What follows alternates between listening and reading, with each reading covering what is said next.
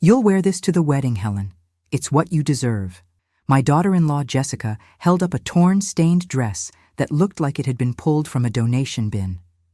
It was 9:47 a.m. on Saturday, June 14th, my son Michael's wedding day. I didn't cry. I didn't beg.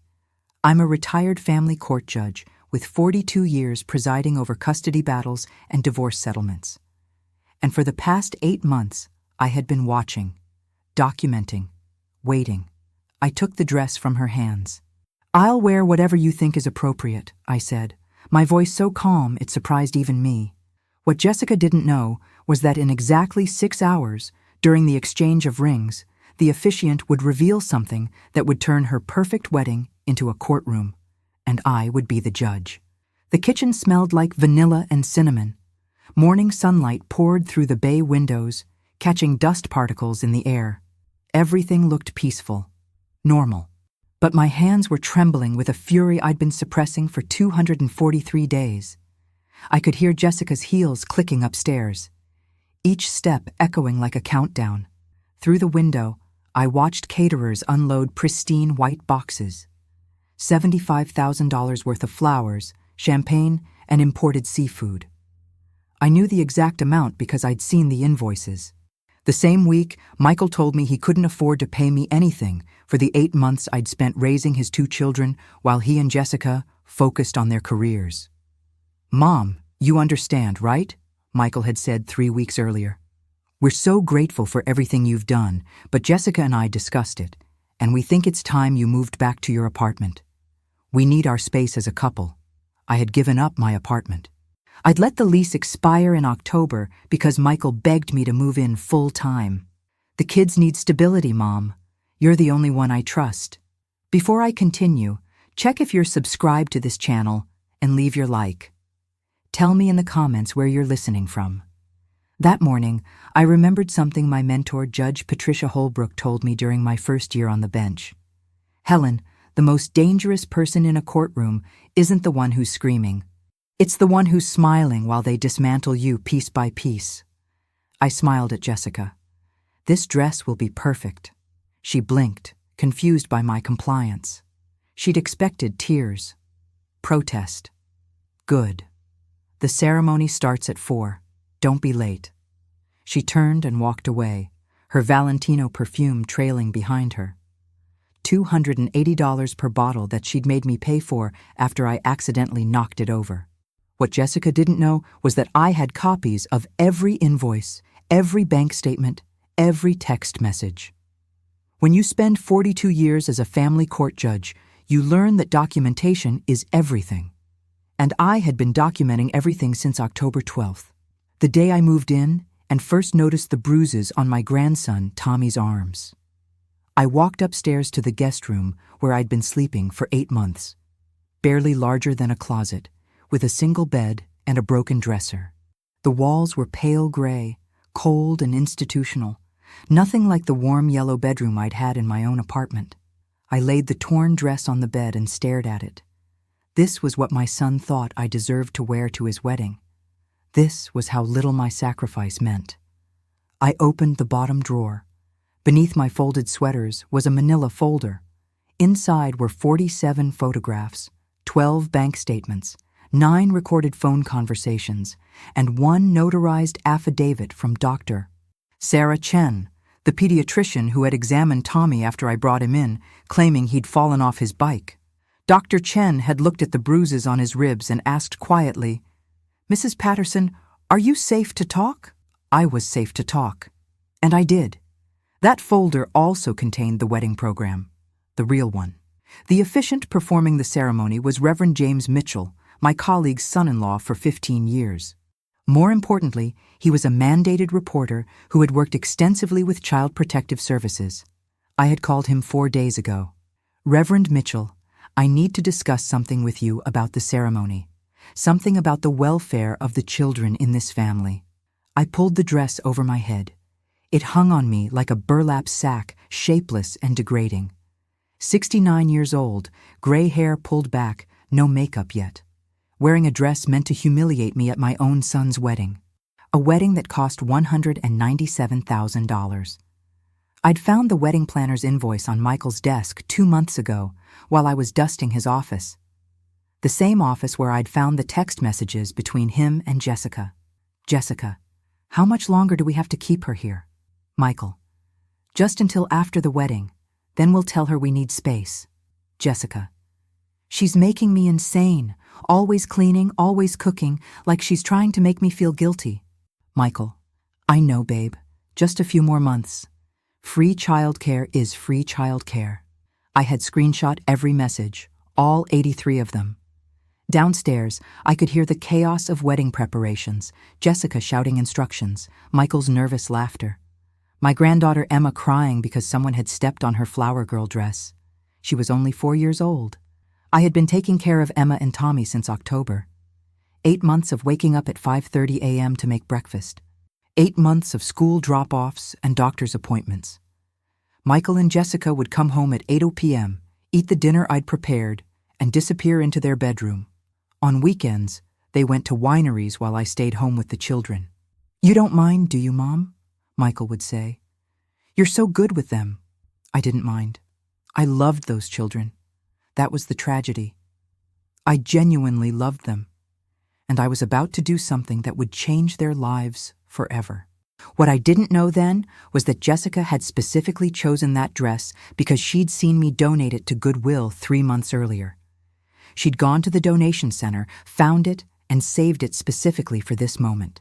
She'd planned my humiliation with the same meticulous attention she'd given to choosing her wedding flowers. I would learn that detail later, in a deposition. The clock read 10:23 a.m. 5 hours and 37 minutes until the ceremony. 5 hours and 37 minutes until everything changed. I sat down and allowed myself exactly 3 minutes to feel everything I'd been holding back for 8 months. The hurt, the betrayal, the bone-deep exhaustion of being used by the child you raised. Silent tears fell onto that terrible dress. 3 minutes. That's all I gave myself, because I had work to do. At 10:26 a.m., I stood up, wiped my face, and opened my phone. I had 6 calls to make before the ceremony. 6 very specific calls that would ensure this wedding became something Jessica and Michael would never forget. The first call was to my attorney, Margaret Donovan. We'd worked together on 14 cases during my years on the bench. She answered on the second ring.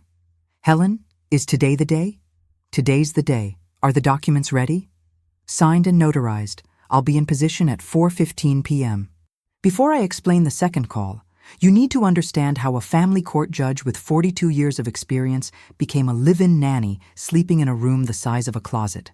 Last September 28th at 6:42 p.m., Michael called me. I was in my apartment in downtown Portland, making tea. My husband Robert had died 3 years earlier. The apartment was quiet. Too quiet. Mom, I need your help. His voice sounded desperate. Jessica's promotion came through. She'll be traveling constantly. And my firm just landed the Cascade Corp merger. We're both drowning, and the kids are suffering. Tommy's grades are dropping. Emma cries every time we leave. The nannies keep quitting. They don't care about the kids like family would. I should have heard the manipulation. I'd seen it 1,000 times in my courtroom. Adult children exploiting their aging parents. But this was my son. The boy I'd raised alone after his father left when he was 6. What do you need? I asked. Could you move in with us? Just temporarily. 6 months, until things settle down. We have a guest room. The kids adore you. 6 months. Temporary. 3 weeks later, Michael called again. Mom, you're paying $1,200 a month on an empty apartment while you're living here. Why don't you let the lease expire? Save that money. It made sense. It was logical. It was a trap. I gave up my apartment on October 31st. Halloween. I should have seen the symbolism. The first month was beautiful. Family dinners. Jessica complimented my cooking. Michael said, I don't know what we'd do without you, Mom. You're saving our lives. I helped Tommy with homework, braided Emma's hair in the mornings. I felt needed, useful, like I had purpose again after 3 years of lonely retirement. But then something shifted. The family dinners stopped. Michael started working late. Jessica's business trips became more frequent.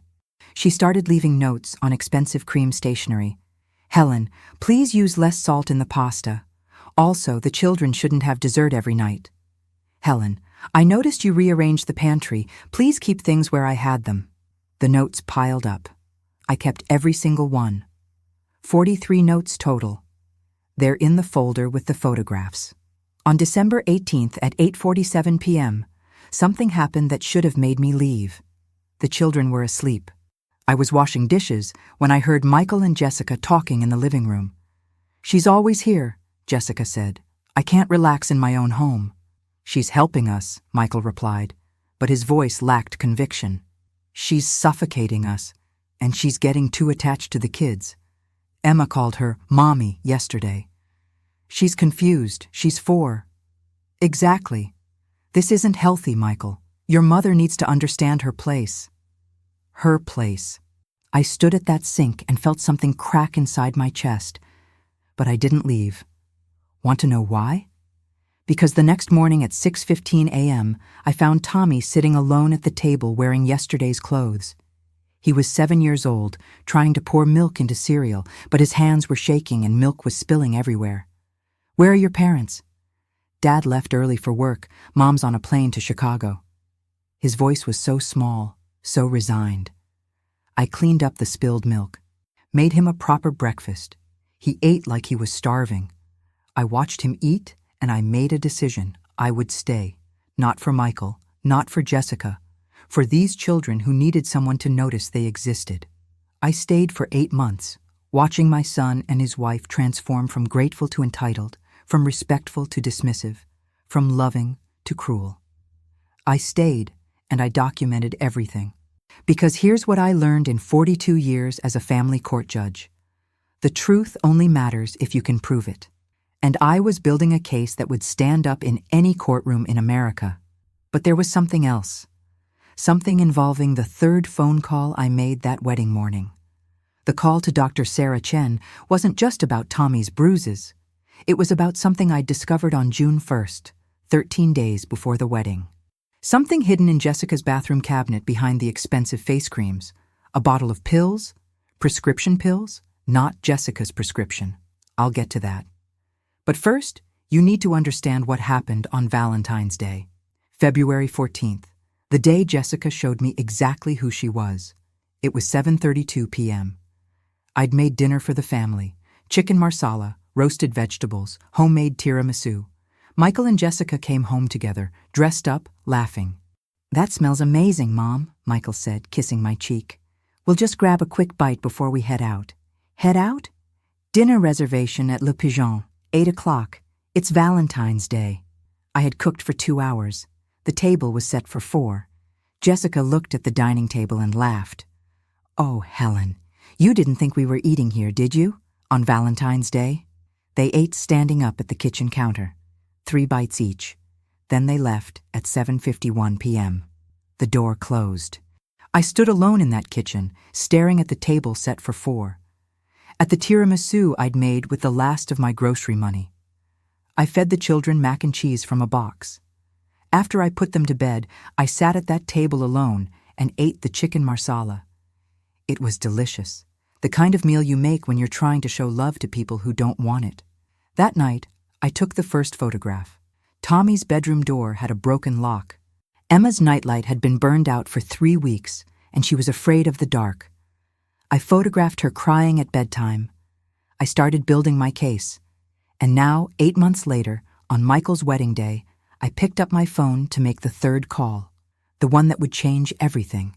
The phone rang 4 times before she answered. Child Protective Services, this is Amanda Rodriguez speaking. I took a breath. Ms. Rodriguez, my name is Helen Patterson. I'm calling to report child neglect. I have documentation. There was a pause. The sound of typing.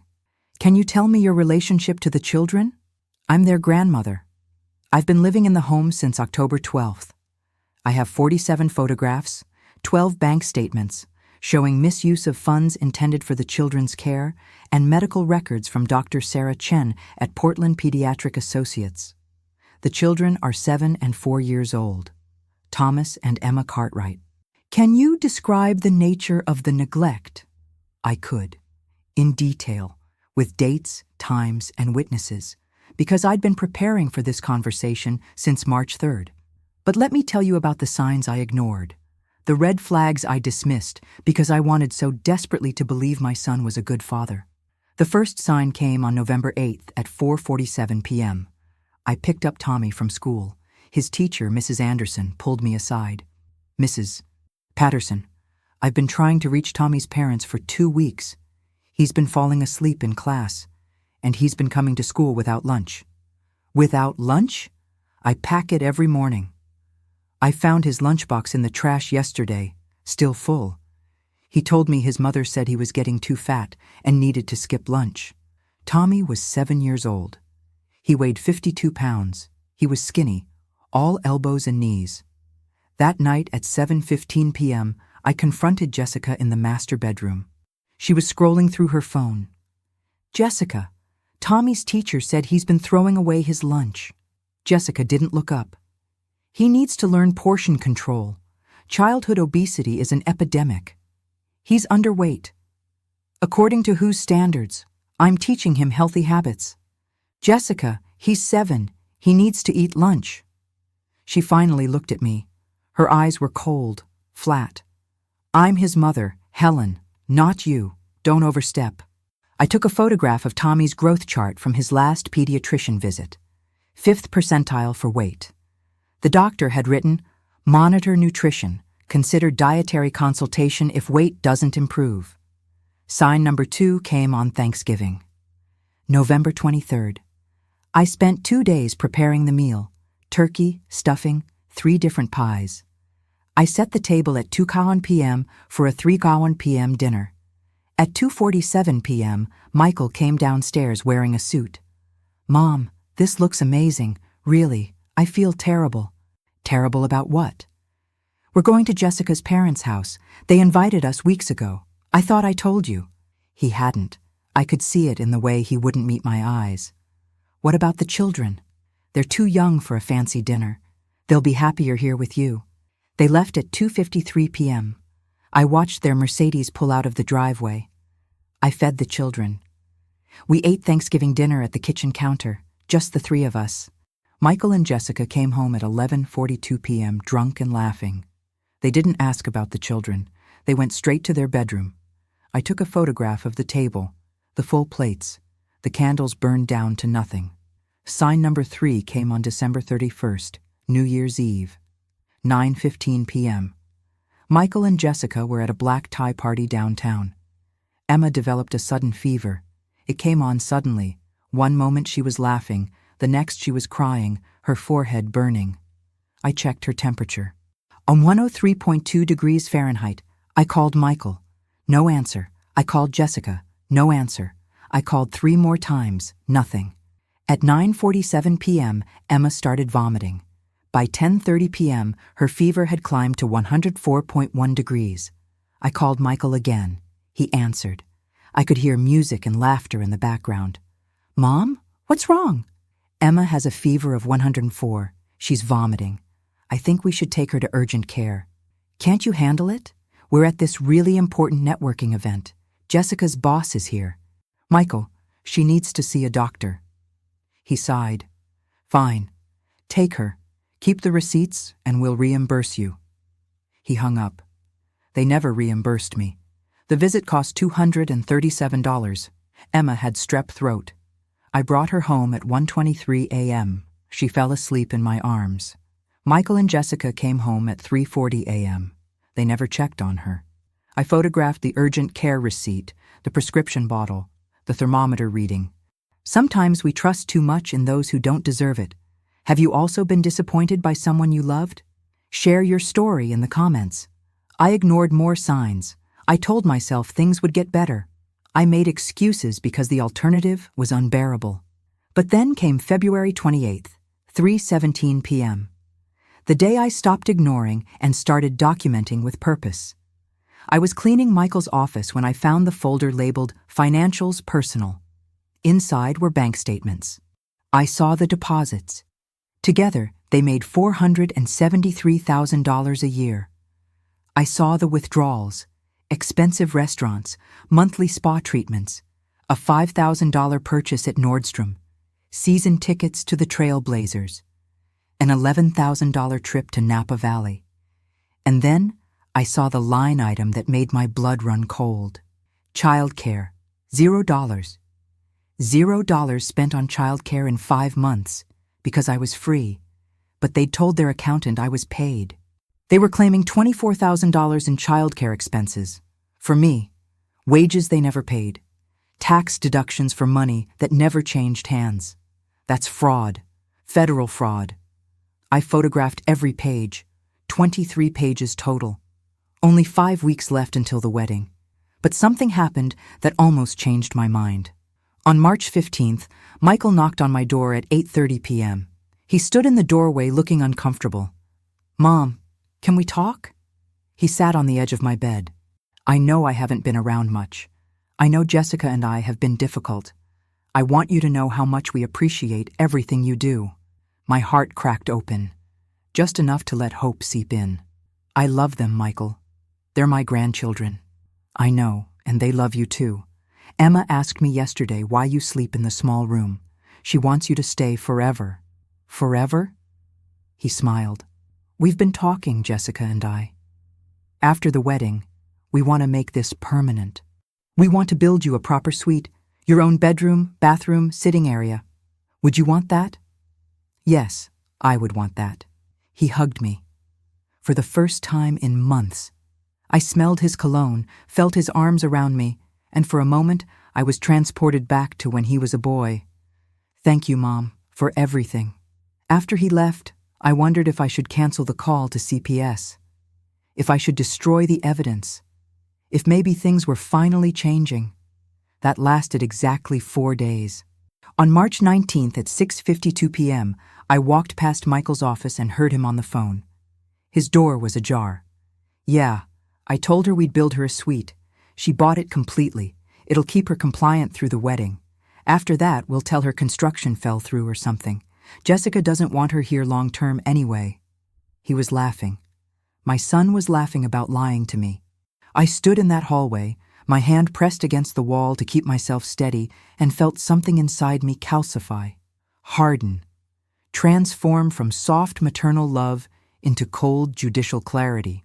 That's when I made the 4th phone call. The one to Reverend Mitchell. The one that would turn a wedding ceremony into a reckoning.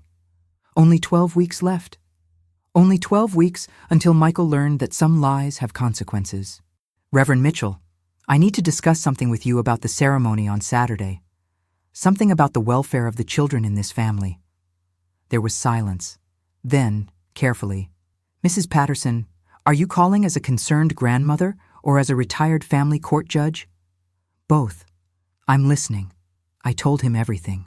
Not emotionally, not with tears or drama, facts, dates, evidence, 23 minutes. "Mrs. Patterson, you understand what you're asking me to do?" "I'm asking you to follow the law, Reverend. You're a mandated reporter. So am I." Another pause. "The ceremony is in 12 weeks. You have documentation?" 47 photographs, 12 bank statements, medical records, tax fraud documentation, voice recordings, and I'll have more by June 14th. Send me everything. I'll need to review it with the church's legal counsel." I sent the files that night. Then I went back to being the perfect, compliant grandmother who smiled and cooked and pretended not to notice. But between March and June, something shifted in Jessica. She stopped pretending to be civil. April 3rd, 7:45 a.m., I was making breakfast, pancakes for the children. The kitchen smelled like butter and maple syrup. Jessica walked in wearing a cream silk robe. La Perla, $600. She looked at the pancakes and wrinkled her nose. "Helen, stop feeding them that garbage. Do you want them to be diabetic by age 10? It's a weekend treat. They eat healthy during the week. You're undermining my parenting."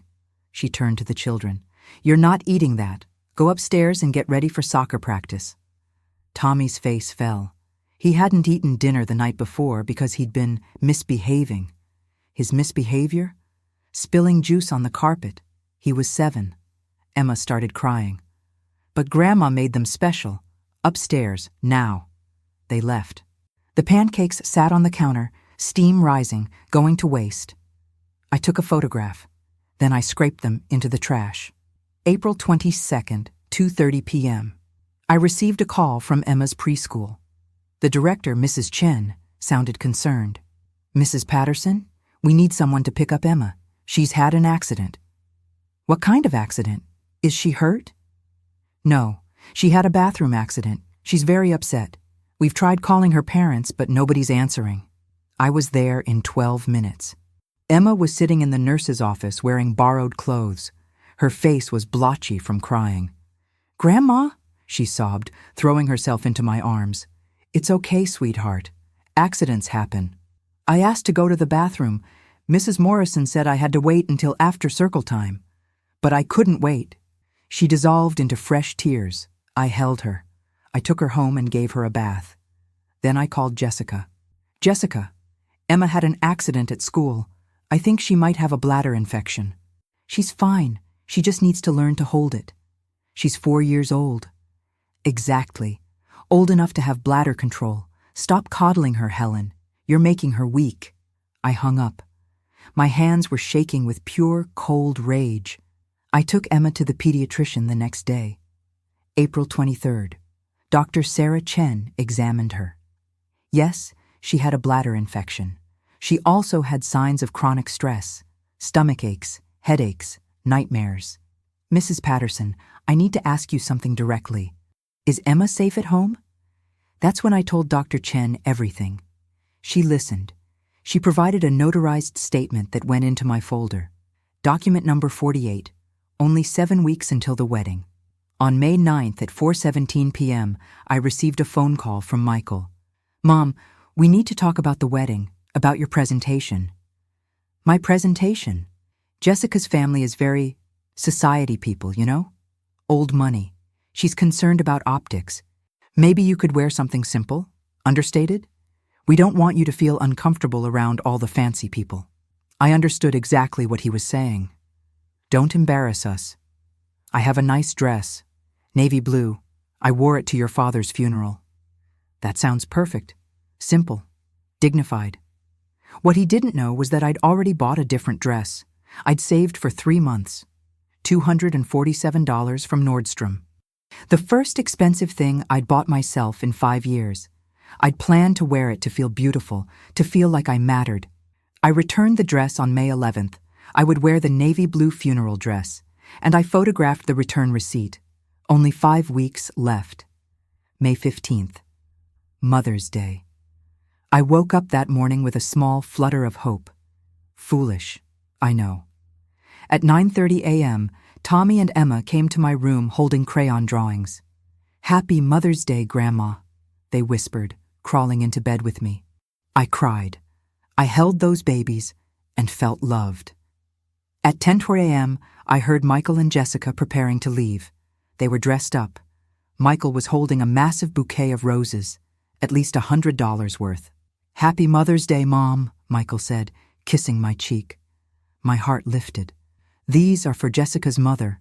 We're having brunch at the Heathman. We'll be back around 3. He walked past me, carrying flowers for his mother-in-law.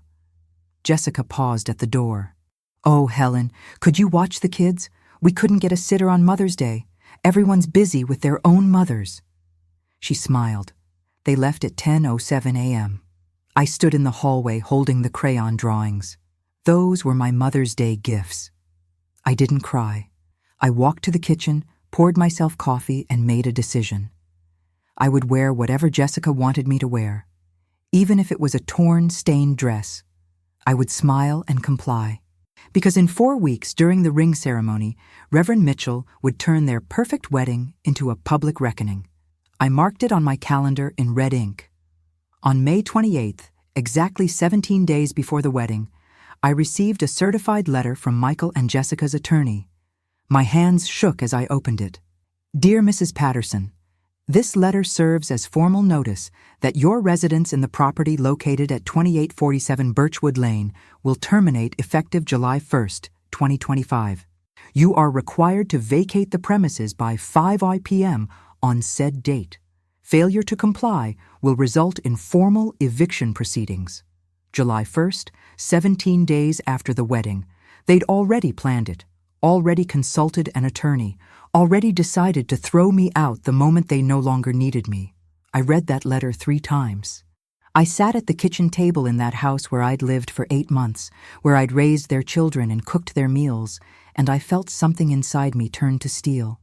That night, I made the final call to Margaret Donovan, my attorney. Margaret, I need you to file the paperwork, all of it. Coordinate with CPS, with Reverend Mitchell, with Dr. Chen. Everything happens on June 14th at 4 p.m. during the ring ceremony. Helen, are you absolutely sure? Once we do this, there's no going back. I looked at that eviction letter. I thought about the pancakes scraped into the garbage, about Emma's bladder infection, about Tommy's bruises, about Mother's Day spent alone. I've never been more sure of anything in my life. Then it's done. 14 days, Helen. In 14 days, everything changes. I hung up and sat in the darkness of that small guest room. Only 2 weeks left. 2 weeks until my son's wedding day. 2 weeks until justice. June 10th. 4 days before the wedding. The house transformed into chaos. Delivery trucks arrived every hour. Flowers, gifts, rental equipment. Jessica had decided to host the ceremony at a private estate, but the reception would be here, showcasing their perfect life to 200 guests.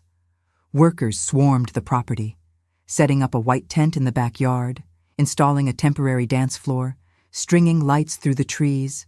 I watched strangers transform the space where Tommy and Emma played into something unrecognizable. At 2:15 p.m., Jessica found me washing dishes. Helen, I need you to stay in your room during the reception. The caterers will handle everything. We don't want you to feel obligated to work. She meant, don't embarrass us, stay hidden. Of course, whatever you need. Oh, and the children will stay upstairs during the ceremony. You'll watch them, obviously. 4 days, 96 hours. That night, I couldn't sleep. I thought about turning back, about canceling everything, about just disappearing quietly on July 1st. But then I heard it. A small sound. Crying. Emma's room. I opened the door quietly. She was sitting up in bed, tears streaming down her face. Grandma? I'm here, sweetheart. What's wrong? I had a bad dream. Mommy said I'm too old to wake her up for bad dreams anymore. She was 4 years old. 4 years old and told she was too old to need comfort. I climbed into bed with her, held her until she fell back asleep. Her small body curled against mine.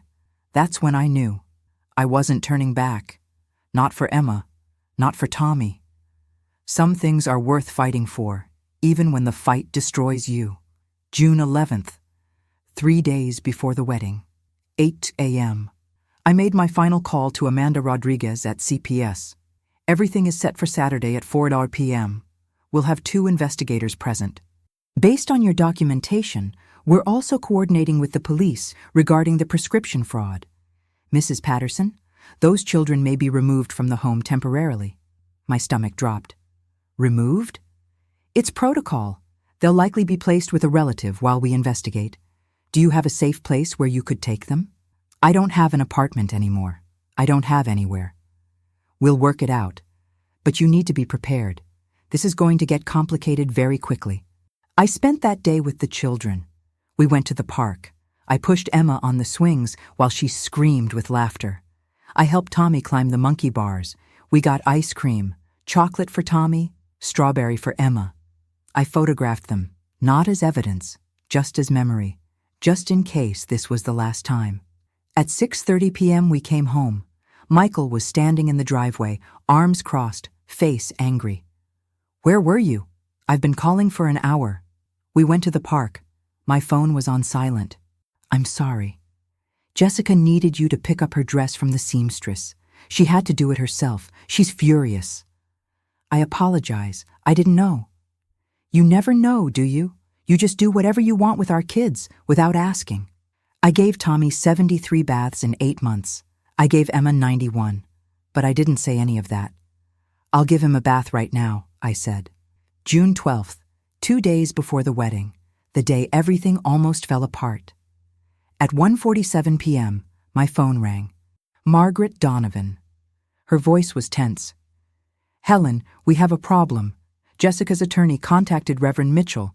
They're asking questions about whether anything unusual is planned." My blood ran cold. "Do they know?" "I don't think so, but they're suspicious. Jessica apparently told her attorney that you've been too compliant lately." "What do we do?" "Nothing. We proceed exactly as planned. If we back out now, we lose the element of surprise. And Helen, if they get wind of this, they could remove the children from the state.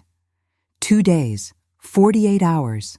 That afternoon, Jessica called me into the living room. She was sitting on the white leather couch. Michael stood beside her. "Helen, sit down." I sat. "I'm going to ask you a direct question. Are you planning to do anything to disrupt the wedding?" My heart was pounding, but my face stayed calm. 42 years as a judge taught me how to lie when truth would cause harm. "Why would I disrupt your wedding?" "That's not an answer." "No, I'm not planning to disrupt your wedding. I'm planning to wear the dress you selected, watch the children during the ceremony, and stay in my room during the reception. That's all." She studied my face, looking for tells, for cracks.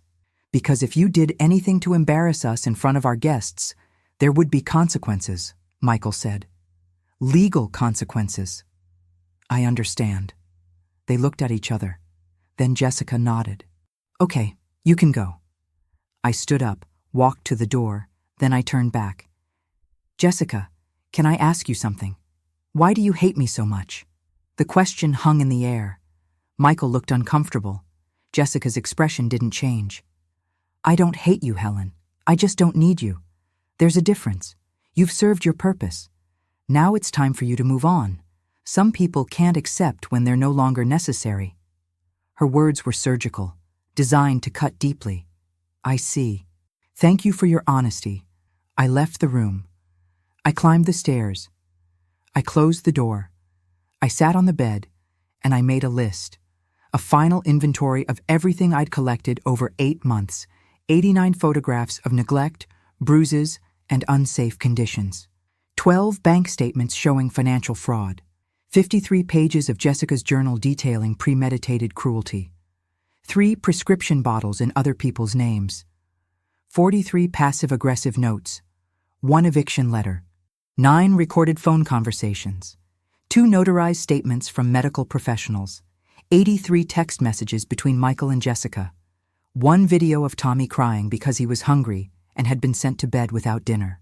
I gave this family 8 months of my life. Every morning at 5:30 a.m. My apartment, my independence, my dignity. My social security checks when they claimed money was tight. My body aching from carrying children and cleaning floors. My heart breaking every single day. I gave them everything. And they gave me a torn dress and an eviction notice. Tomorrow would be June 13th, 1 day before the wedding, 1 day before everything changed. I opened my laptop and sent 1 final email to Margaret Donovan, Reverend Mitchell, and Amanda Rodriguez. Tomorrow at 4:00 p.m., no turning back, proceed with everything. I hit send. Then I organized every piece of evidence into a single folder. I made 3 copies, 1 for CPS, 1 for the police, 1 for the court, because that's what 42 years as a family court judge taught me. Documentation wins cases. Evidence speaks louder than emotion. The truth, properly presented, is unstoppable. At 11:47 p.m., I heard a knock on my door. I opened it. Tommy stood there in his pajamas. "Grandma, can I sleep with you tonight?" "Of course, sweetheart." He climbed into my small bed, curled up against me. "Grandma, after the wedding, are you really leaving?" Someone had told him. "Things are going to change, Tommy. But I promise you, everything I'm doing is to keep you safe. I don't want you to go." "I know, baby. I know." He fell asleep in my arms. I stayed awake all night, memorizing the weight of him, the sound of his breathing, the trust he still had in me. Tomorrow, everything would change. Tomorrow was June 13th, the day before the wedding, the calm before the storm. and I was ready. June 13th, the day before the wedding. I woke at 5 a.m. with Tommy still asleep beside me. The house was silent. That heavy, anticipatory silence before something irreversible happens. I walked to the window and looked out at the backyard. The white tent glowed in the pre-dawn darkness. Strands of lights twinkled like stars brought down to earth. It looked magical. It would all be gone in 24 hours. At 9:47 a.m., Jessica walked into the kitchen carrying a dry cleaning bag. She laid it on the counter. "Here's your dress for tomorrow." I unzipped the bag. The fabric inside was stained, torn at the shoulder seam, held together with safety pins. It smelled like mothballs and something sour. The color was a faded beige. There was a brown stain near the hem. I pulled it out, held it up. It hung like a burlap sack, shapeless and degrading. "This is what you want me to wear? It's what you deserve to wear." Her voice was cold, factual. I looked at her. She was wearing silk pajamas. Her hair was perfect. She was 34 years old and beautiful and cruel. "I'll wear whatever you think is appropriate," I said. My voice was so calm it surprised even me. She blinked. She'd expected tears, argument, resistance. "Good. The ceremony starts at 4. Don't be late." She paused. "Oh, and Helen, when you're packing to leave on July 1st, don't take anything that belongs to the children. The toys, the books, the clothes, all of it stays here. It's not yours. I understand." She left. Click, click, click. I stood there holding that dress. Then I smiled. Because in 27 hours, Jessica would understand exactly what kind of person she'd tried to humiliate, and it would be too late. I spent the rest of June 13th being perfect, compliant, invisible. At 6:30 p.m., the rehearsal dinner began. 80 people gathered under the tent, wine flowing freely, laughter and music. I stayed in my room with Tommy and Emma. We ordered pizza. We ate sitting on my small bed, watching a cartoon on my laptop. "Grandma, why aren't you at the party?" Emma asked. "Because I'd rather be here with you too." She smiled, snuggled against me. Tommy leaned on my other side. For a moment, everything was perfect. This might be the last night like this. Tomorrow, after everything happened, these children would be taken by CPS, maybe placed with me if I was lucky. Maybe not. I was about to destroy their sense of safety, their family structure, their entire world.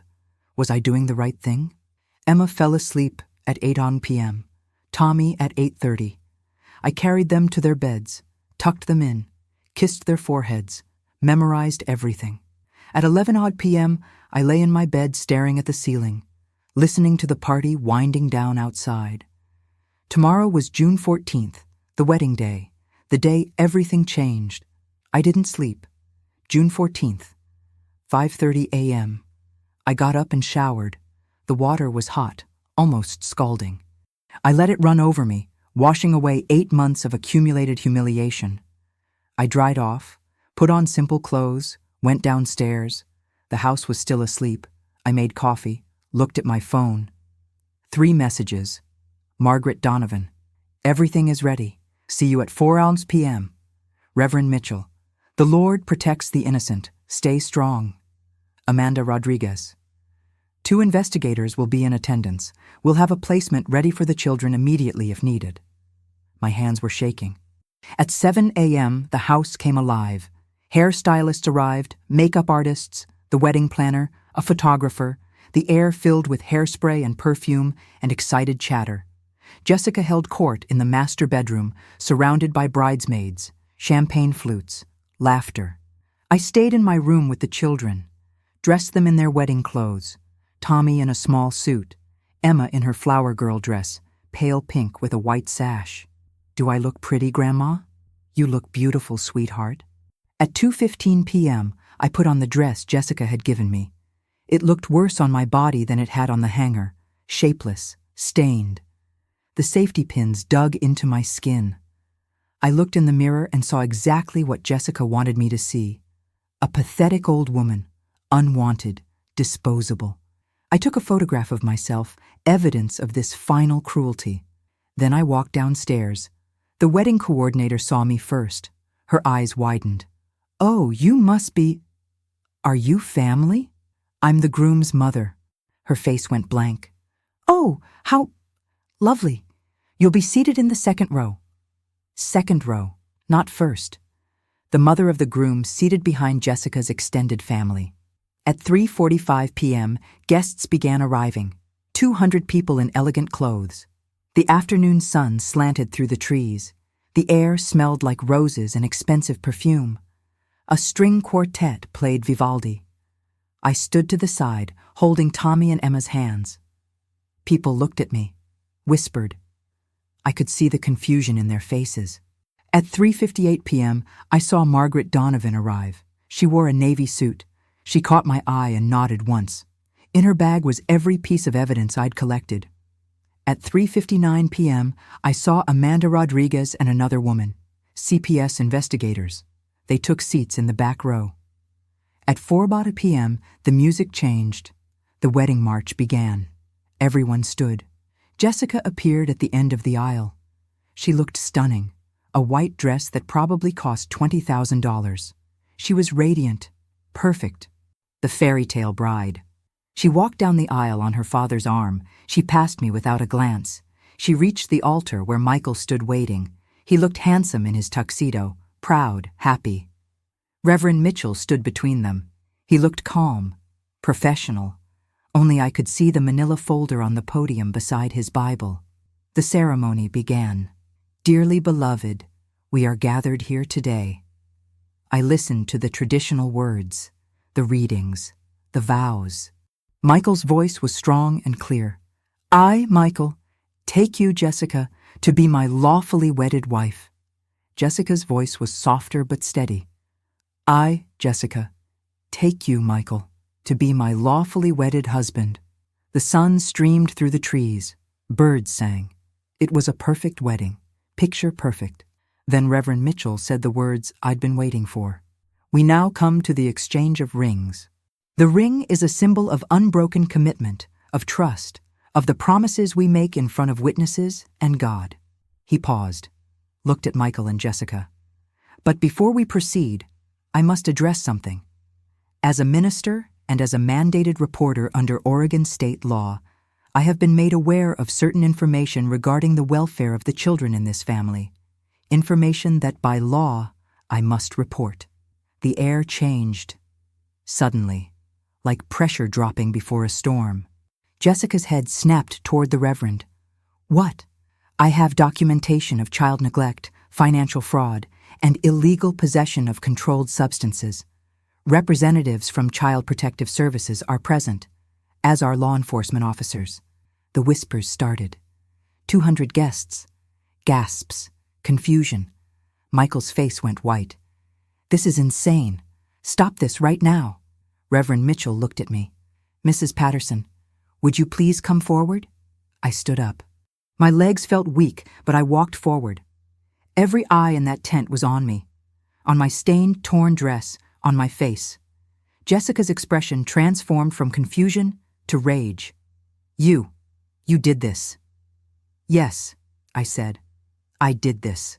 Jessica lunged toward me. Her veil flew back, her perfect makeup contorted with rage. "You bitter, vindictive old woman! You couldn't stand to see us happy!"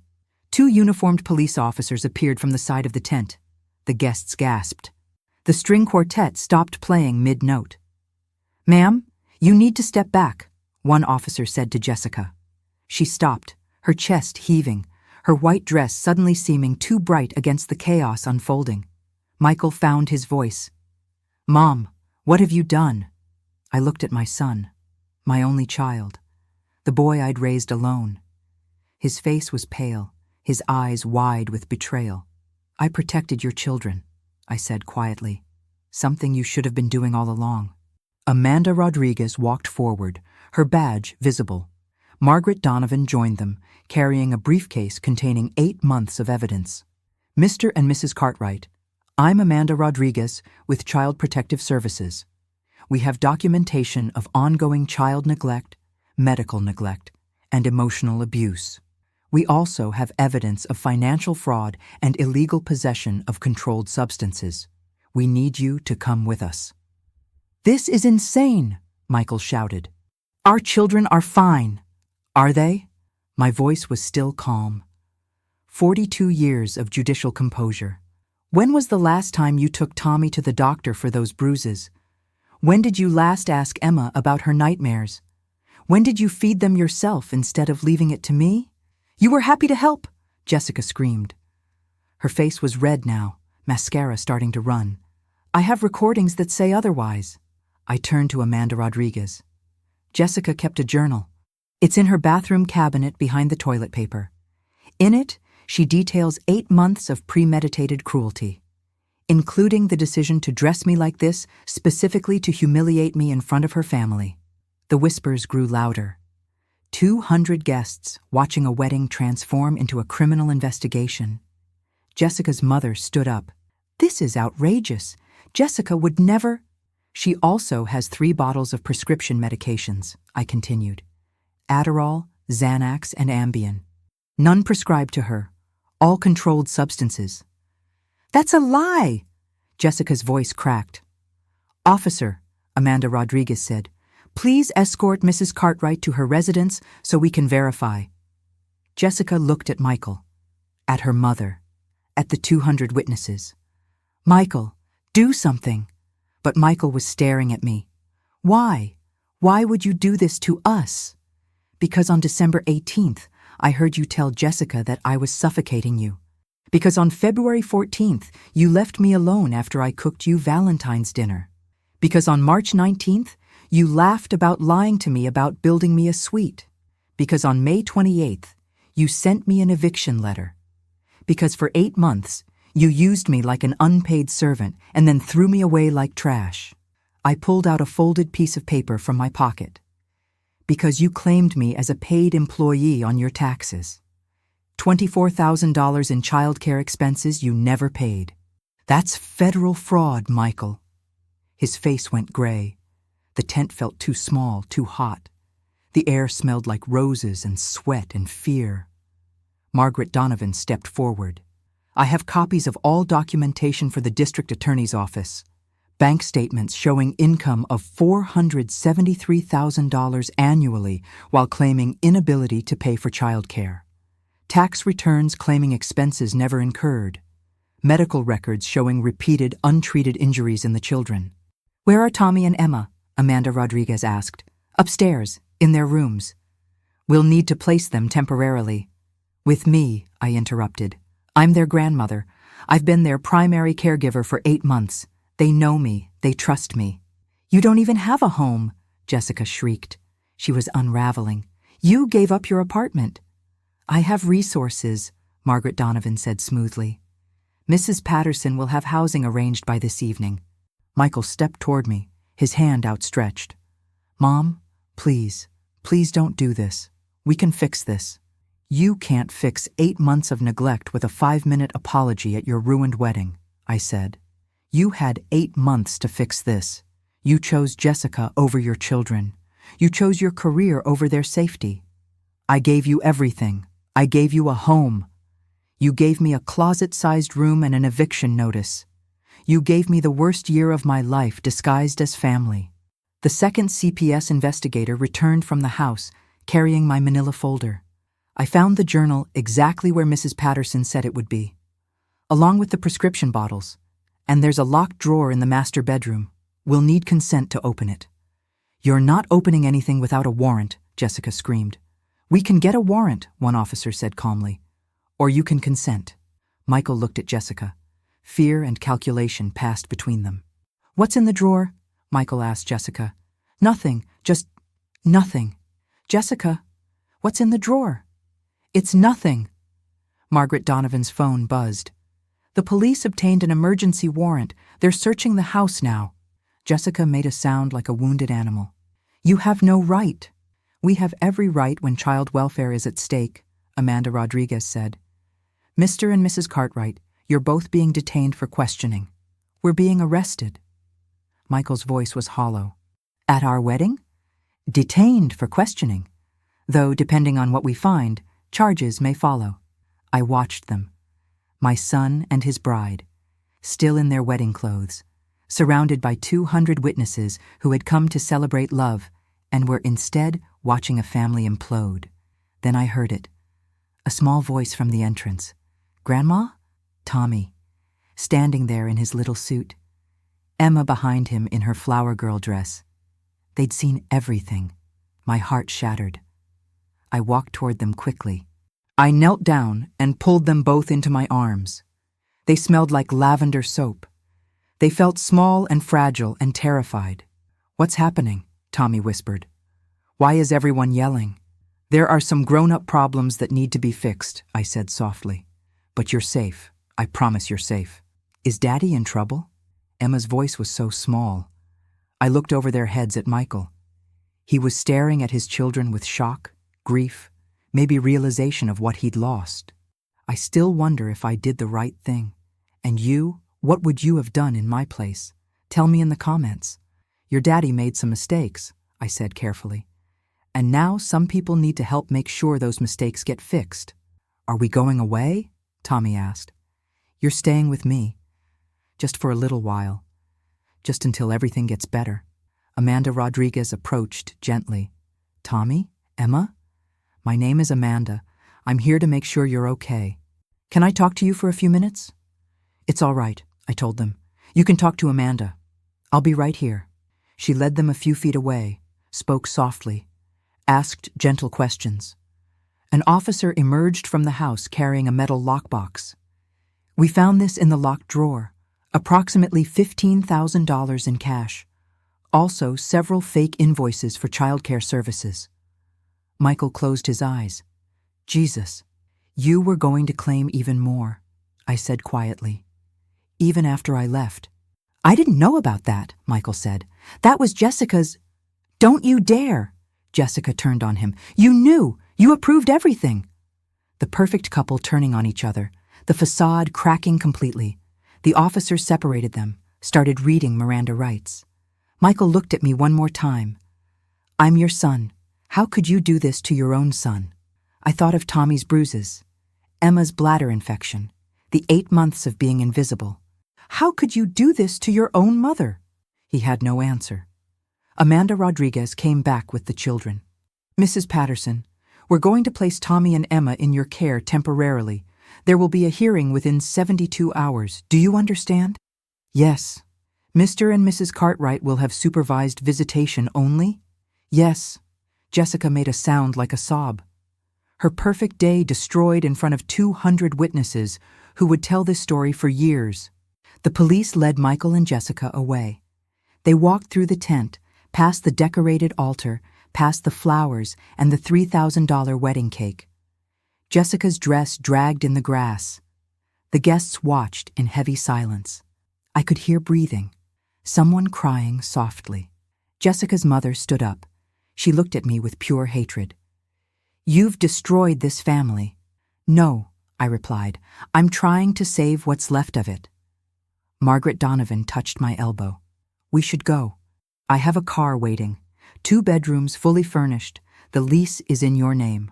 I looked down at Tommy and Emma. They were holding hands with wide, frightened eyes. "Let's go home," I said to them. "But this is home," Emma said, looking at the house. "Not anymore, sweetheart. But we'll make a new one. Together." We walked through the tent, past the staring guests, past the ruins of what was supposed to be a celebration. I was still wearing the torn, stained dress, but I held my head high. I had won, but it didn't feel like winning. It felt like surviving. We reached the car. Margaret opened the door. I helped the children into the back seat, buckled their seatbelts, climbed in beside them. As we drove away, I looked back one last time. The white tent, the flowers, the chaos, and somewhere in a police car, my son. Tommy leaned against me. "Grandma, are you okay?" I wrapped my arm around him. "I will be, sweetheart. We all will be." But I wasn't sure I believed it. The wedding disappeared behind us, and I closed my eyes and tried not to think about what I'd just done. Justice had been served. But the cost was everything. That was 3 months ago. I'm sitting in the living room of a small apartment in Southeast Portland. 2 bedrooms, clean, simple, nothing like the house on Birchwood Lane. But it's mine. Nobody can evict me. Tommy is doing homework at the kitchen table. He's in 2nd grade now. His math has improved. His teacher says he's thriving. The bruises are gone. He smiles more. Emma is coloring on the floor beside me, drawing a picture of our apartment. She hasn't had a bladder infection since June. She sleeps through the night now. The custody hearing happened on June 17th, 72 hours after the wedding. Michael and Jessica sat on one side of the courtroom with their attorney. I sat on the other with Margaret and the children. The judge reviewed the evidence, all 89 photographs, the bank statements, the journal, the prescription bottles, the tax fraud. 8 months of documentation, Michael testified. He cried, said he'd made mistakes but loved his children, said he'd been overwhelmed with work. Jessica testified. She didn't cry. She was cold, calculated. She claimed I'd manipulated the evidence, that I was a bitter old woman trying to steal her husband's children out of jealousy. The judge asked to speak to Tommy and Emma privately.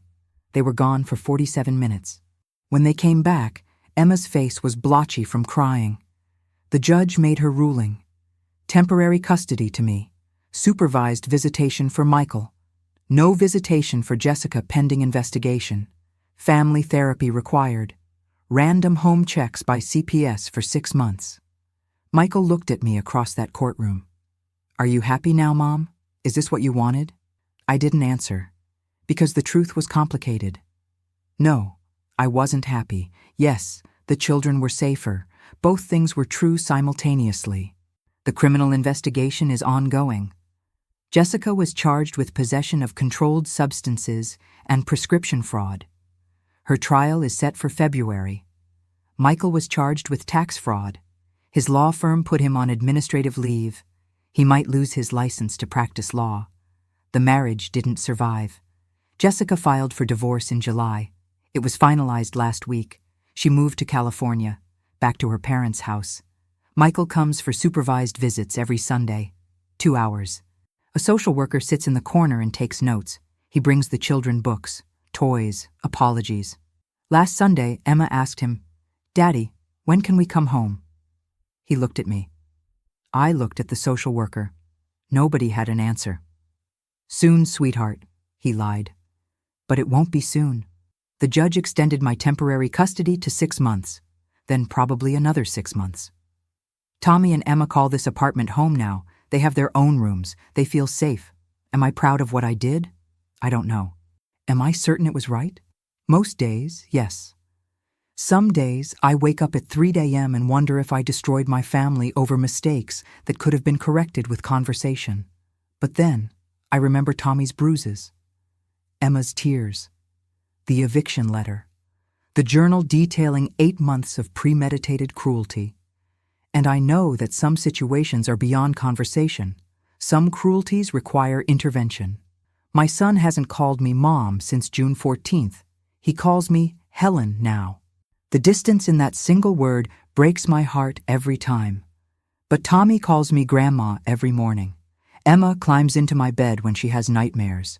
They're healing, slowly, with therapy and stability and love that doesn't come with conditions. Last week, I received a letter forwarded from the house on Birchwood Lane, Michael's new apartment. I stared at that envelope for an hour before opening it. "Mom, I've been in therapy for 8 weeks. My therapist asked me to write you a letter. I'm sending it anyway because you deserve to know. I was wrong. Not just wrong, I was cruel. I used you. I allowed Jessica to abuse you. I prioritized money and career and image over my own children, over my own mother. I told myself you were happy to help, that you wanted to be needed. But I knew, deep down, I knew I was taking advantage of your love. I don't expect forgiveness. I don't expect a relationship. I just need you to know that you were right. About everything. The children are better with you. They're safer. They're loved in a way I never loved them. I failed as a father. I failed as a son. I'm sorry. Michael." I read that letter 5 times. Then I put it in a drawer. I haven't responded. I don't know if I will. Because some apologies heal wounds. Some apologies just acknowledge scars. Some doors, once closed, stay closed. Not because of hatred, but because the cost of opening them again is too high. I spent 42 years as a family court judge. I saw hundreds of families broken by neglect and abuse. I understood that sometimes love isn't enough, that sometimes safety matters more than keeping families together. But understanding it intellectually and living it are different things. I gave my son everything. And when his children needed protection, I gave him justice instead of mercy. Was it the right choice? Ask me on different days, and you'll get different answers. But Tommy got an A on his math test yesterday. Emma hasn't had a nightmare in 2 weeks. They laugh more. They play without fear. They know that in this small apartment with the secondhand furniture and the grandmother who wears simple dresses, they are safe. That has to be enough. 3 months ago, Jessica handed me a torn dress and said, "It's what you deserve." She meant to humiliate me, to break me. But I wore that dress. I stood in front of 200 witnesses wearing humiliation like armor. And I used it to protect 2 children who couldn't protect themselves. Some battles scar everyone involved. Some victories feel like losses. Some justice comes at a cost so high you wonder if you can afford it. But every night, I tuck Tommy and Emma into beds in rooms where they feel safe. Every morning, they wake up knowing someone will feed them breakfast and ask about their dreams. Every day, they learn that love doesn't have to hurt. And maybe that's enough. The dress Jessica gave me is in a box in my closet. I kept it, not as a reminder of humiliation, but as proof. Proof that dignity isn't found in what others force you to wear, but in what you choose to do while wearing it. You'll wear this to the wedding, Helen. It's what you deserve. Those were Jessica's words to me on June 14th at 9:47 a.m. She was wrong. I deserved respect. I deserved gratitude. I deserved to be treated like family instead of hired help. But instead, I got something more important. I got the strength to stand up when standing up meant losing everything. I got the courage to choose justice over comfort. I got 2 children who are safe, loved, and healing. And in the end, maybe that's what I deserved all along.